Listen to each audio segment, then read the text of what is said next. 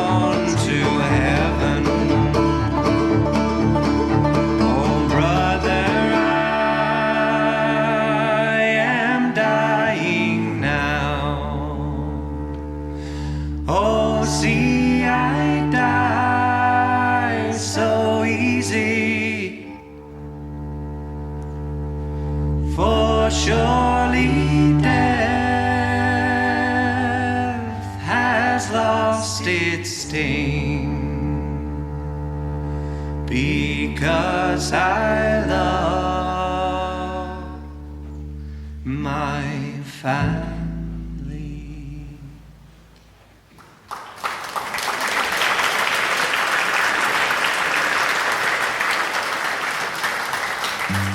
This portion of our program is brought to you by Visit North Alabama, the Mountain Lakes Tourist Association. Visit northalabama.org. Travel to visit 16 North Alabama counties and make this state what it is.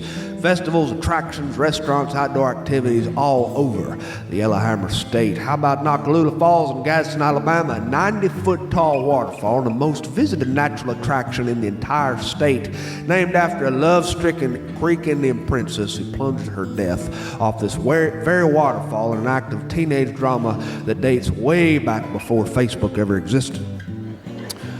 Or visit Johnny's Barbecue in Coleman, Alabama, family owned since 1963. The best barbecue chicken, catfish, and more. Once you take a taste of their tender pork, it's so good, you'll ask your mother-in-law to slap you.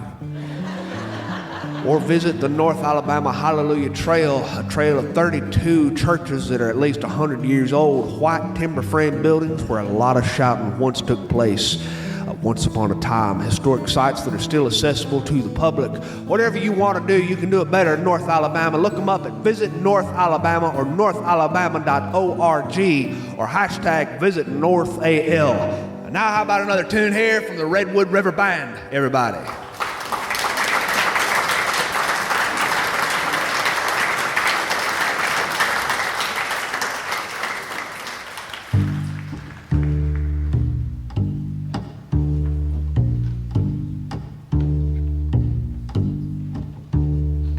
Down to St. James Infirmary to see my baby there.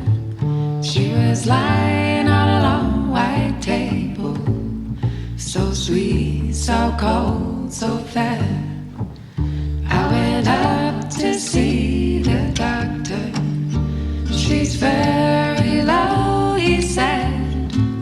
I went back to see my baby. God, she's lying there dead.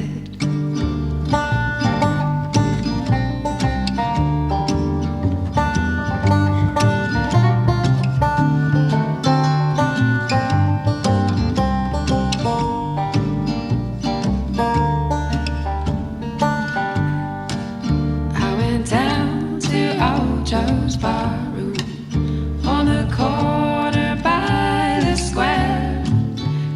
Serving the drinks as usual, and the usual crowd was there. On my left stood old Joe McKennedy, and his eyes were bloodshot red as he turns to the crowd around him. These are the words he said: let her go, God bless her. She may be, she may search this wild world over and never find a better man than me.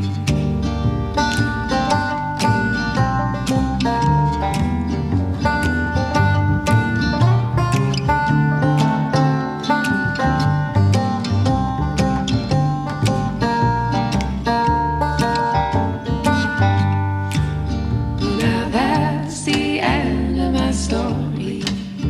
Let's have another round of booze.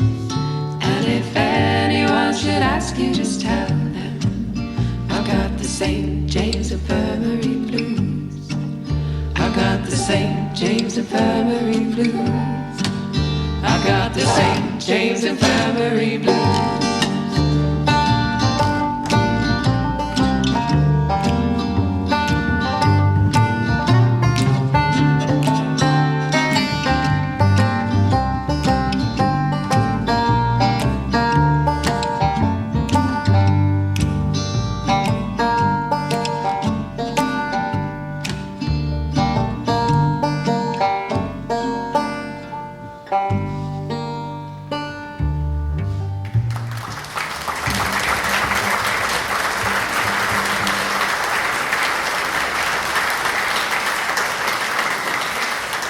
We're going to read you a little bit of our mail tonight, a little bit of our mail sent to us from listeners all over this fine nation who had nothing better to do than to put pen to paper or to tap out an email or send us a message telling us about their life and about what's going on, or maybe asking us to cease and desist under threat of legal representation because they don't like what we have to say, or perhaps they just want to update us on things going on in their personal daily life. Our first letter comes from Sandy Baez, Austin, Texas.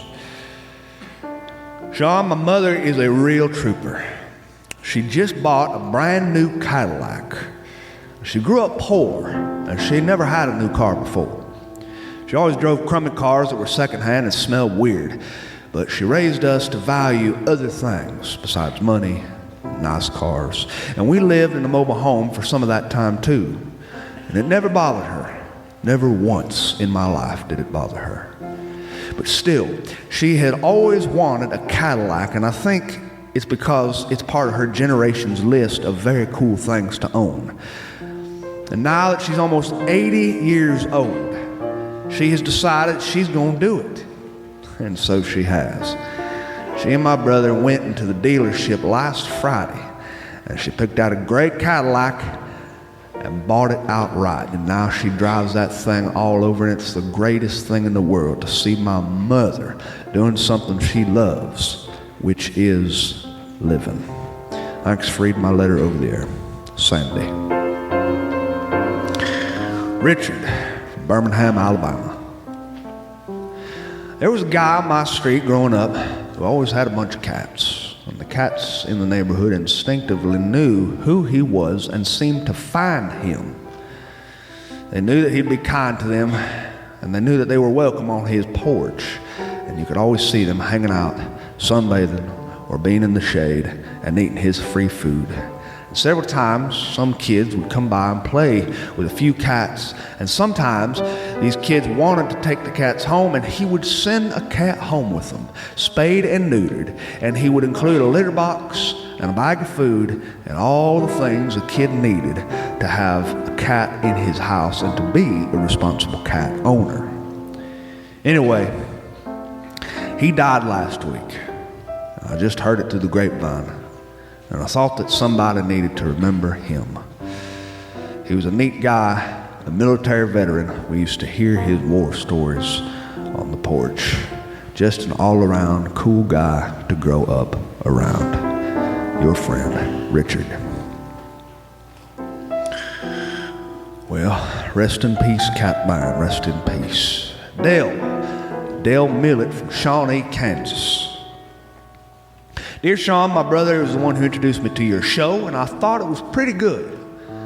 I was a big lover of old-time music when I was younger, and I would even travel to bluegrass festivals to see all the greats perform, and I have seen them. I've seen all the greats. So I love the music that you include on your show because it's hard to find good music these days. That was it. Thanks. Keep up the good work, and I'll keep listening. Dear Dale, thanks for the letter. Thanks for the letter. Steve Still, Chattanooga, Tennessee. Dear Sean, I had a moment a while back ago, and it reminded me of you and some of your observations. So here it is. A woman is sitting across from me and has concluded a post-op debriefing with the surgeon that just got through working on her husband. She's a very calm and a peaceful woman. She told someone on the phone, I overheard it, how grateful she is that the doc says it's not small cell like it was last time, whatever that means. I let that sink in for a moment. I let it sink in. Because what I'm discovering is that she has the calm of someone who's walked this little path before. And, to be a bit overly dramatic here, has held her husband's hand as they stared down the barrel of eternity. They have stood with one foot on top the step of an earthly existence and wondered where his next step would fall. She is calm. She has seen this before. Maybe she spent all her emotion, dread, and fear when it was small cell, quote unquote. Maybe she has the nerves of iron. Maybe she isn't scared of the outcome at all. We have a lot to learn from this woman who has the bravery of experience. That's it, Sean. That's my letter. Dear Steve, thanks for the letter. And may heaven have mercy on that wonderful couple. James Inman, Blackshear, Georgia. With the new school year starting, one of my granddaughters was filling out the usual questionnaires that you have to fill when school is starting out. After the regular questions like phone numbers, addresses, nicknames, and all those things, came the question of race. My beautiful 13-year-old grandbaby is of mixed heritage. And when I looked what she put for race on her sheet, she had written American. How perfect is that from a kid? I now know that my granddaughter is smarter than most grown-ups. Love your work, Sean, and I love this country, and there is more to bind us together than will tear us apart, and your stories help me see that. God bless from another son of the South. Dear James, thank you for that letter from another American, just like your granddaughter. Landry Wares, Chalmette, Louisiana. Last week our car broke down on the side of the highway, and my son and I were walking to the nearest Walmart to get help or to find someone who would let me charge in my phone on their wall or to borrow someone's cell phone and so forth. And it occurred to me how hard we've made this world to live in if you don't have a cell phone or an automobile. There were no sidewalks on the way to Walmart. There was nothing to accommodate a pedestrian. My son and I had to hike along an overgrown shoulder and take our lives into our own hands. And when we finally got to Walmart, we discovered there were no payphones, no nothing. I guess the world accommodates those with cell phones these days because nobody even would use a payphone. I don't know. But it occurred to me that the more and more advanced we get, the more and more isolated we make ourselves. I didn't even know what to do in this situation. If this would have happened 20 years ago, I might have. I would have called gotten on a payphone and called someone for help. Anyway, I had to charge my phone until it finally turned on, and then I called my wife, and I just wish things could go back to the way they were. That's my letter. Yours truly. Well, dear Landry, I'd have to agree with every word you said. If there's one lesson that I can glean from your letter, it would be do not break down in civilized America under threat of your own life. Belinda Myers, Portsmouth, Virginia. Dear Sean, I know how much you like Andy Griffith. So I introduced my grandchildren to the show. When they come to stay with me for the weekends, we watch Andy Griffith, and we laugh at all the jokes between he and Barney. And do you know what? My grandkids love Andy Griffith as much as I ever did. It's great. It's so great to see kids watch Andy Griffith and touch the timelessness of it all. It gives me hope that this world is just not as bad as people say it is sometimes. And you can hear that the world is bad wherever you look. Those news channels on TV, Sean, do nothing to help a perspective of a normal person. When my 9-year-old grandson, Hayden, asked while I was tucking him in, when he asked, why is everybody so happy on the Andy Griffith Show? Sean, I told him flat out, it's simple, because nobody on the show is married. It's true, Sean. Have you ever noticed that nobody on the show is married except for the town drunk? Thanks for the show that you do, Sean. It means as much to me as the Andy Griffith Show does to my grandkids. I will be listening for our letter on the air, and so will my grandkids. Well, dear Belinda, I have noticed that that nobody on the show is married except for Otis Campbell. I have noticed that. To quote the good sheriff in response to your letter, do a good day's work and act like somebody. Patricia Morris, Pinehurst, North Carolina. Sean, it's my birthday this week, and I listen to your show often. Most of the time when you announce birthdays, it's usually because of somebody's loved one who's written to you or told you about something particular, or told you about how exceptional their loved one is, or something exceptional their loved one has done. Well, I was listening to your show on my back deck. I'll sit there outside looking at nature, and I think to myself, when you read these letters, just how lucky those people are to have somebody in their life who cares about them, cares enough to write you a letter. But I'm alone. I have been a widow since I was 31 years old, and I'm turning 69 this Wednesday. I've dated a few times since my husband passed, but it never led to anything. And I've just ended up alone with just me and my two dogs, two beautiful Yorkshire Terriers. And I'm not going to fake it and tell you that I don't get sad sometimes, because I really do. And I get lonely sometimes, especially now that I'm getting closer to 70, and I realize that I will probably never have anyone to love me in the way that a husband loves a wife, to write you a letter asking you to wish me a happy birthday. Don't get me wrong, I'm not sorry for the way my life has gone. I love my life. I love my life not only because it's been beautiful, but because it's made me who I am, whether it was beautiful or not.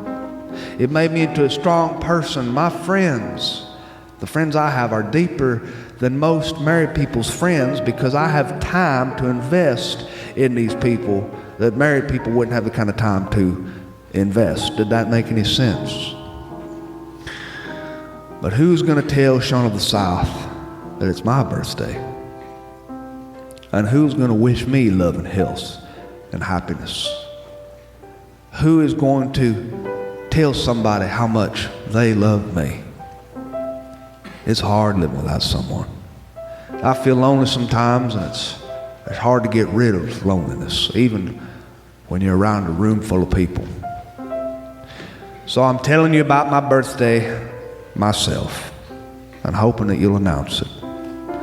It would mean a lot to me if you did.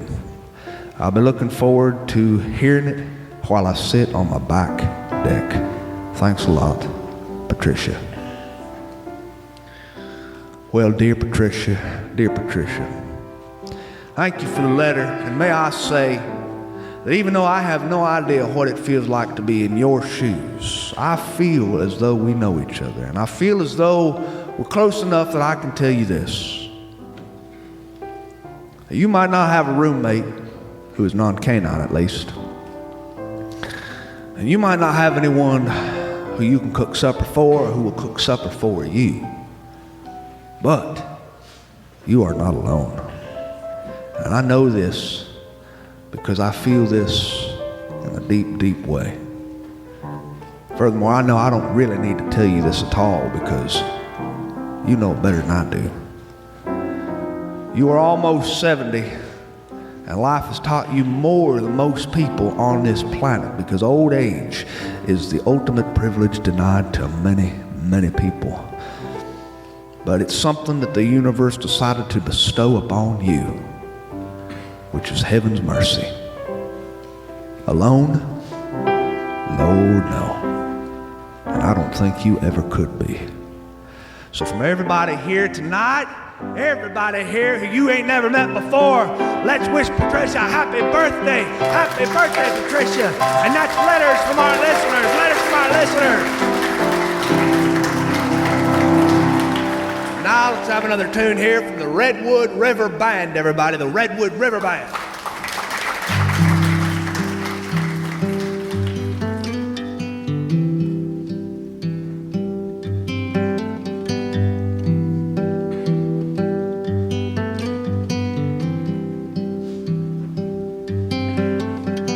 When I go to Baltimore, I need no carpet on my floor.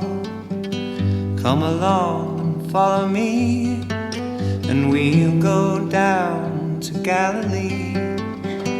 Green, green, rocky road, promenade green. Tell me who you love. Tell me now who you love. Who do you love?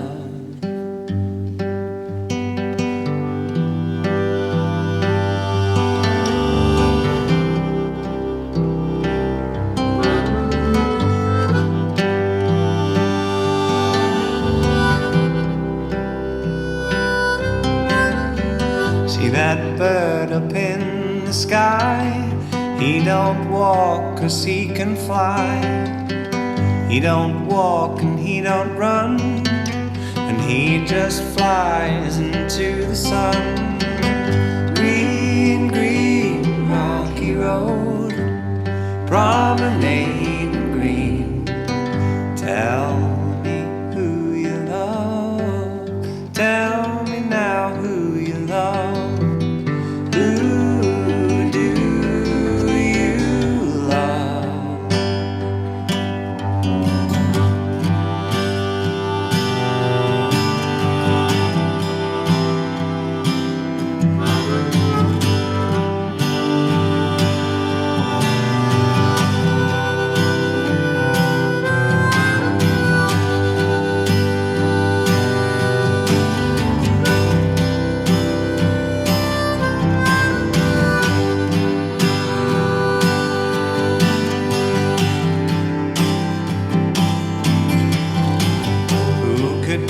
Soda cracker, does your mama chew tobacco?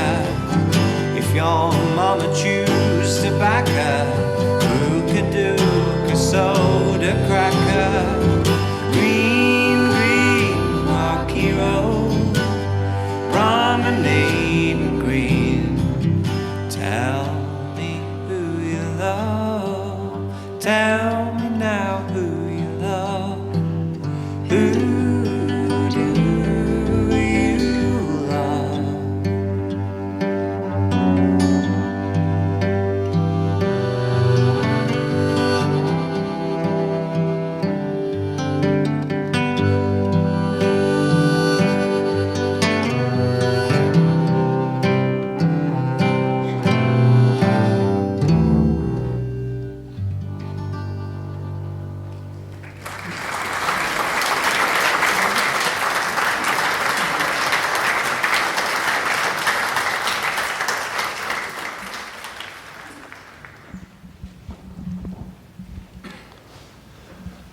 Well, where I live, it has been so extraordinarily hot that people have been wandering around almost dazed and confused because they don't exactly know what to expect from this world. You see, when the summer comes in western Florida, it brings with it an onslaught of unpredictability.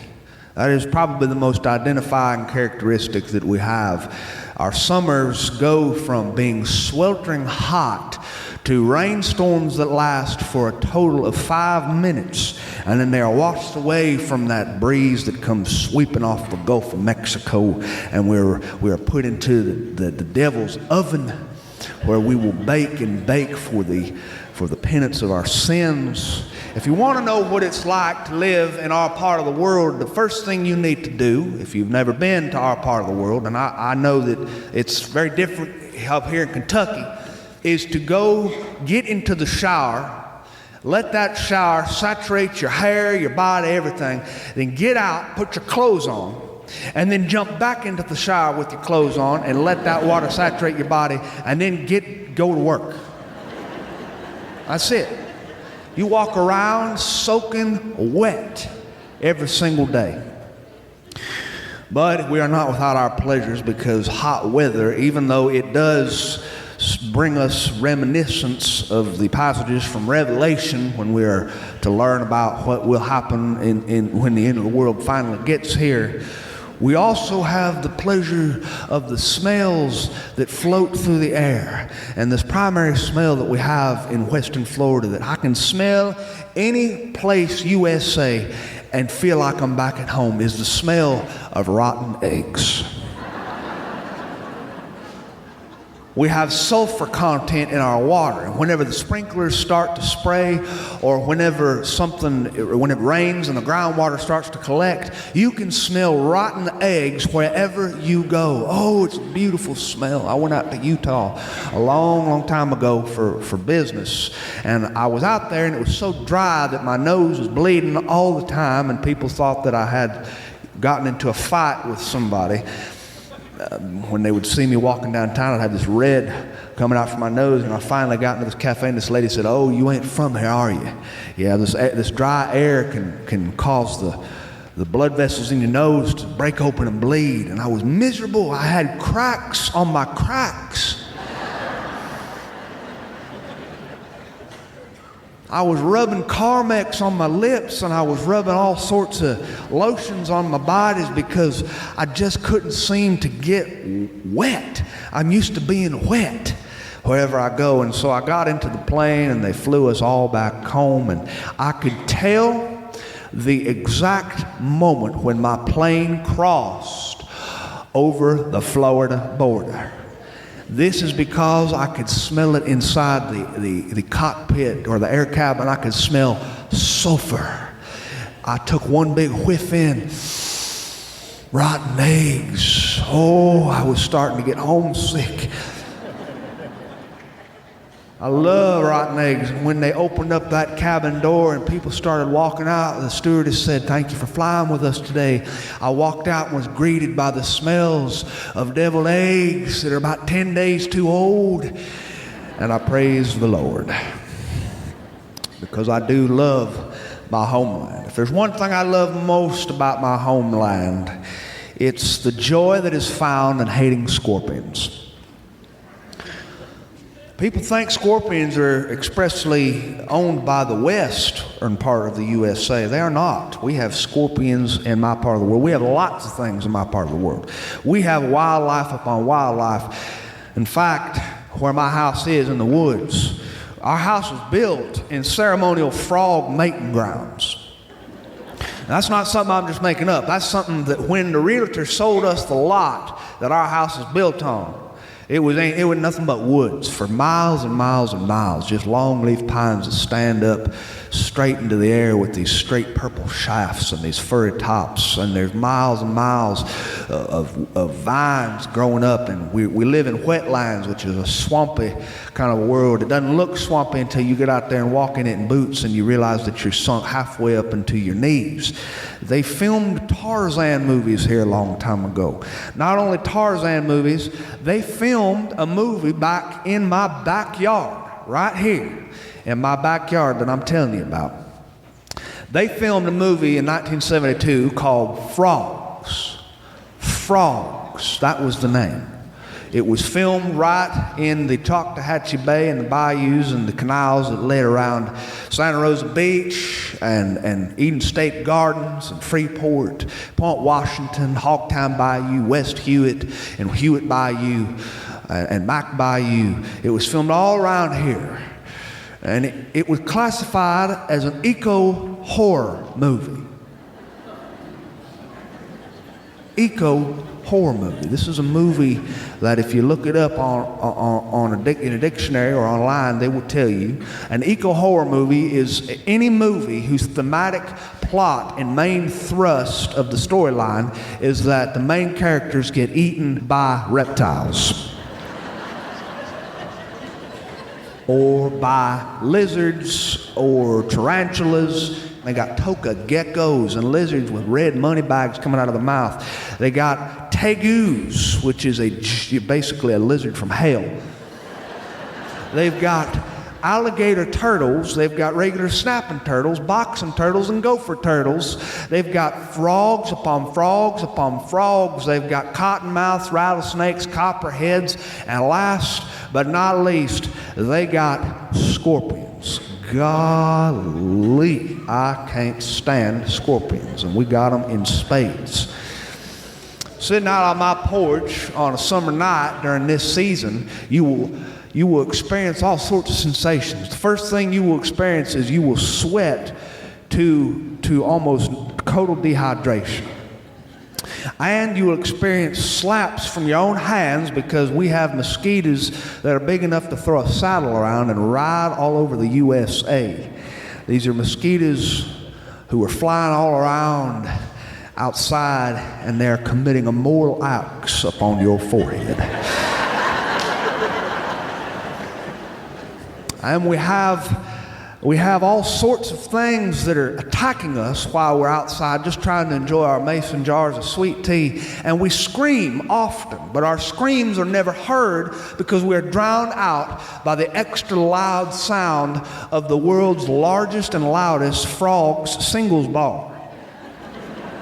These frogs are croaking to beat the band. Row, row, row, row, row, row. I've seen people describe the frog sound as ribbit. That ain't right. We got a bullfrog who's about the size of Jabba the Hutt. And this bullfrog sits in our ditch water, and he makes a sound that sounds like a bass drum and a tuba. Blah, blah.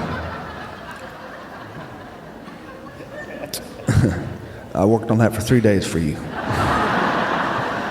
I don't know what you got here in this part of the world, but down there, we got it all. I've been bit just sitting on my porch 14 times by scorpions. And that ain't even counting the times I don't know about in my sleep. My wife and I have been bitten in our sleep several times. It's just part of life. You wake up, you got these bites all over you. You know it's either a scorpion or a tick or a leech, or something carrying a blood disease, and you learn how to deal with it. Before we go to bed, my wife and I do what's called tick checks.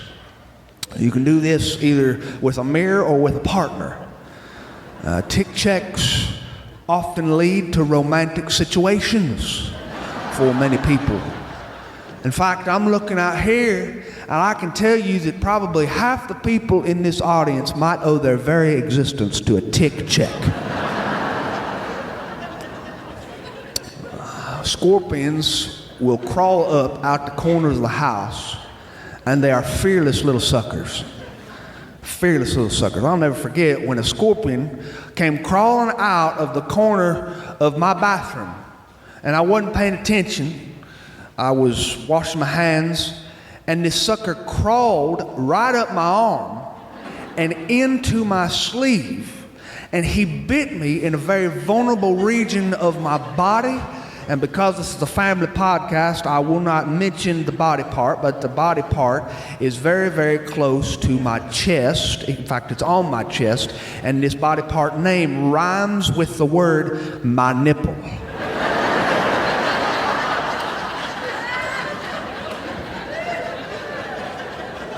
This thing bit me right here on this little piece of my body that is not used for any earthly reason. And this thing started to swell up to the size of a baby moon hubcap. And I got so scared and worried about this that my wife drove me to the ER, where I sat in the ER, and the woman looked at me. She said, "Are you having trouble breathing? Or do you have chest pains?" I said, "Well, yes, ma'am, I do have a chest pain."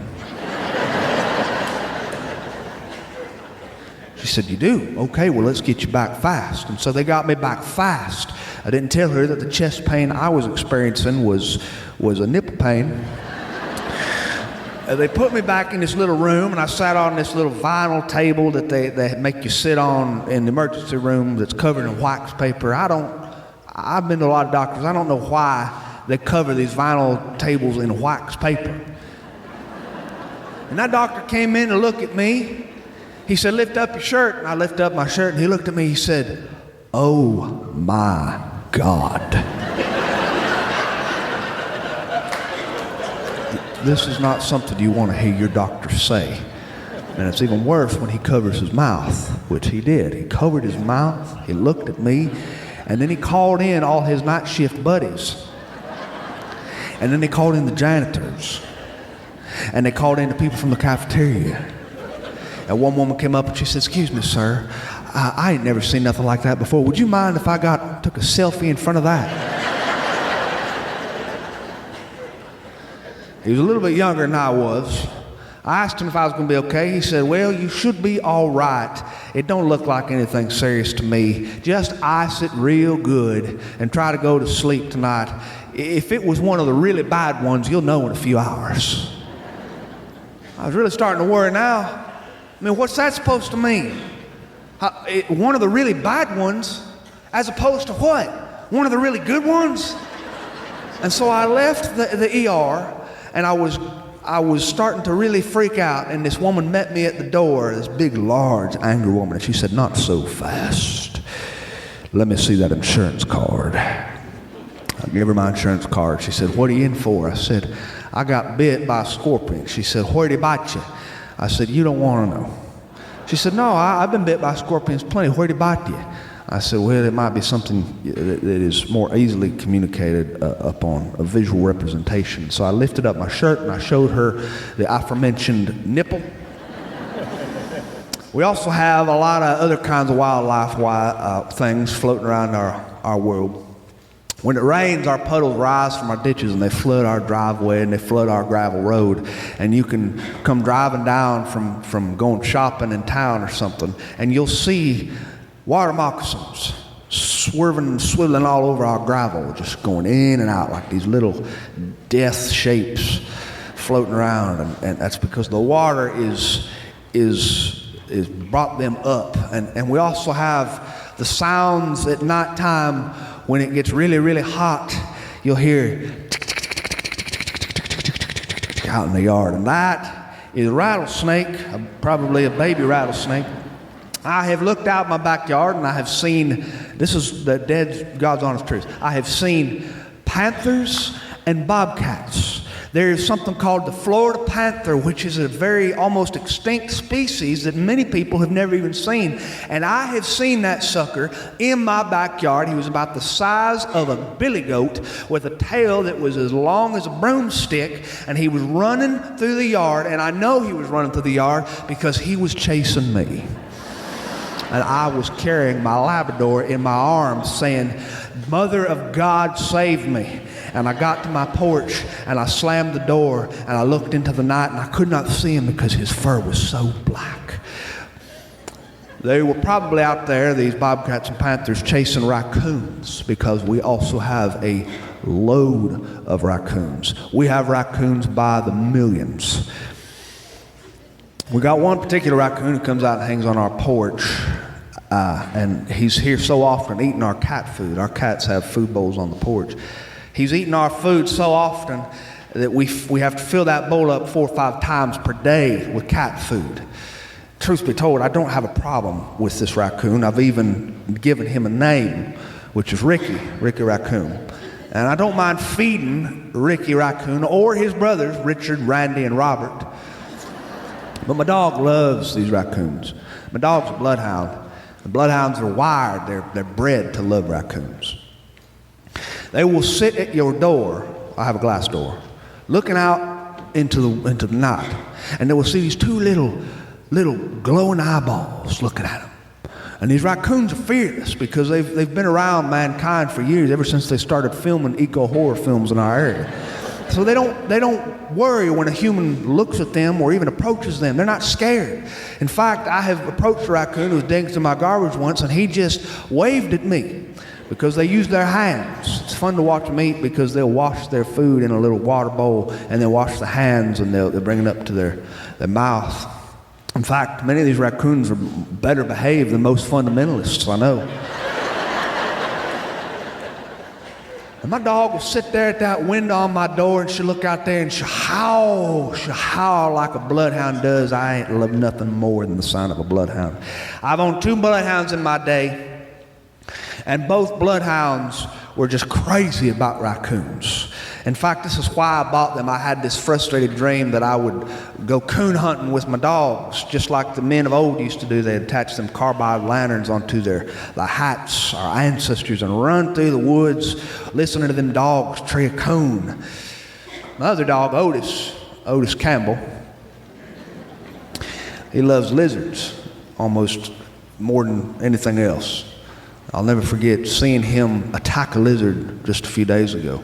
He attacks a lizard with predatory instincts that cause him to want to kill this lizard by licking it to death. He's not the sharpest stick in the box, and he will charge that lizard and lick that lizard. And the thing is, his tongue is twice the size of that lizard. So when he licks the lizard will flip over onto its back, and then he will climb back to his feet and be momentarily stunned for a moment, and then he'll scurry away and climb onto a vertical surface and stare me in the face with this look of moral disapproval, as though he is saying, what kind of sick man lets his dog lick a lizard and watches? But it's the raccoons and the frogs and the scorpions that keep us grounded and help us to remember that this world loves us in a way that is almost unhealthy. We are really just members of a food chain. Where we land on that food chain sometimes remains to be seen, but it is nice to have these sorts of reminders. It makes a man feel small. When my dog was barking a few nights ago at the glass window, she was barking at this raccoon, Ricky. I decided I'd get out there and scare Ricky away.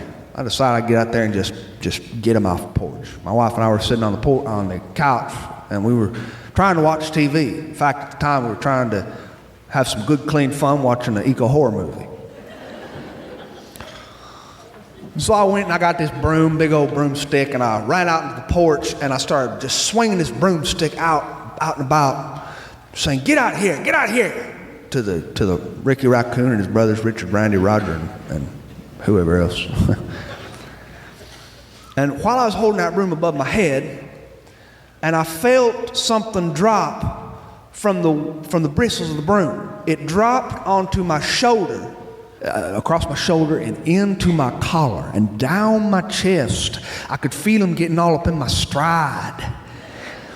And then he roamed around looking for an opportunistic place to take a bite. And then he crawled around and he bit me, and this is a family podcast, I won't say the word, but he bit me in a place that rhymes with butt.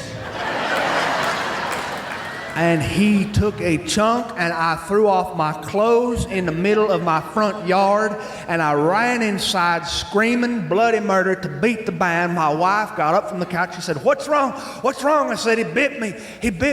She came into the bathroom. She looked at the place where the good Lord split me. She was eye to eye with it, and she said, oh, my Lord, I hope it wasn't one of the really bad ones. Hey, thank you very much for having this evening. It's been a wonderful pleasure. I appreciate it very much. Thank you very much.